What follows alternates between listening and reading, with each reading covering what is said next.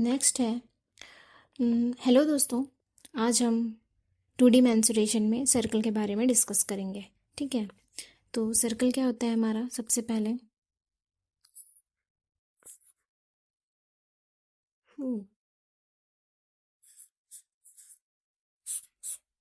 इसे हम हिंदी में क्या कहते हैं? वृत्त। ओके,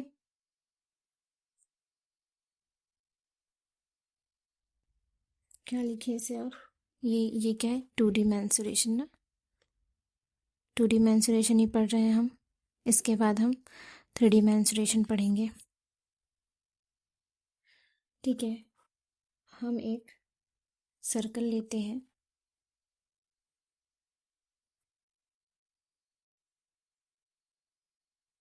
ठीक है, इसका सेंटर है O। ठीक है, इसे हम क्या कहेंगे? रेडियस कहेंगे। क्या कहेंगे? रेडियस। ठीक है,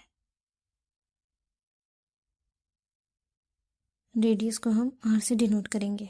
ठीक है, और इसे ही हम क्या कहेंगे?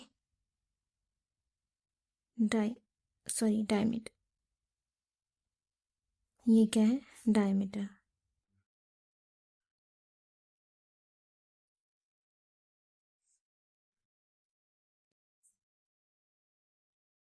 ठीक है, तो डायमीटर को इक्वल्स टू क्या हो जाएगा? 2R, 2 into radius.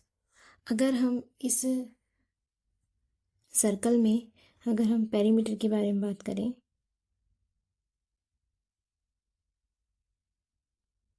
इसका पेरीमीटर क्या हो जाएगा? 2πr। ठीक है, सेकंड है सर्कल का एरिया क्या हो जाएगा? πr²। ठीक है, जनरली यही दो चीज़ हम कैलकुलेट करते हैं किसी सर्कल में।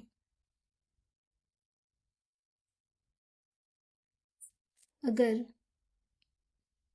किसी सेक्टर, अगर हम सर्कल की बात कर रहे हैं, तो अगर इसके सेक्टर के बारे में बात करें, सपोज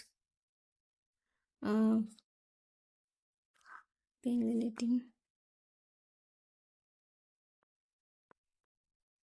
एक सेक्टर है, ठीक है। अभी सेक्टर है, इस सेक्टर का अगर हम अपने को एरिया निकालना है, इस सेक्टर का एरिया क्या हो जाएगा? हम कैसे फाइंड करेंगे? तो इसके लिए क्या होगा?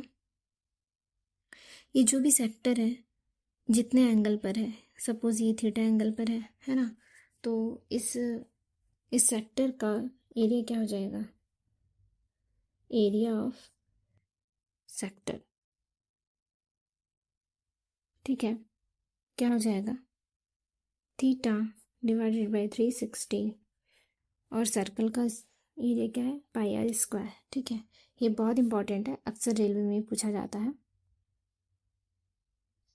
ठीक है, तो ये हमारा हो गया एरिया ऑफ सेक्टर।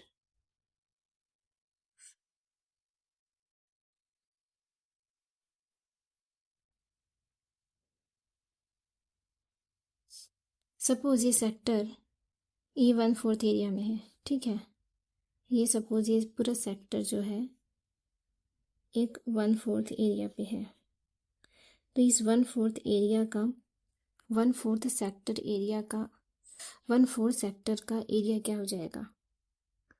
ये जो है थीटा इक्वल्स टू 45, 1/4 45 होगा, है ना?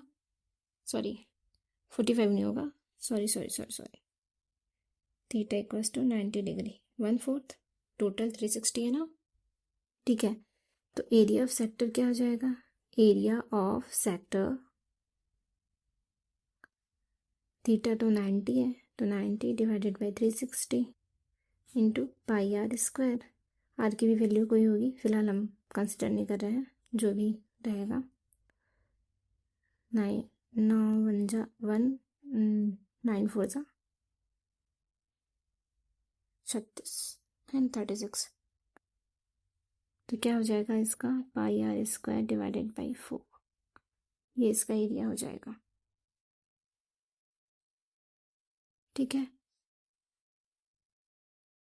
Okay, thank you.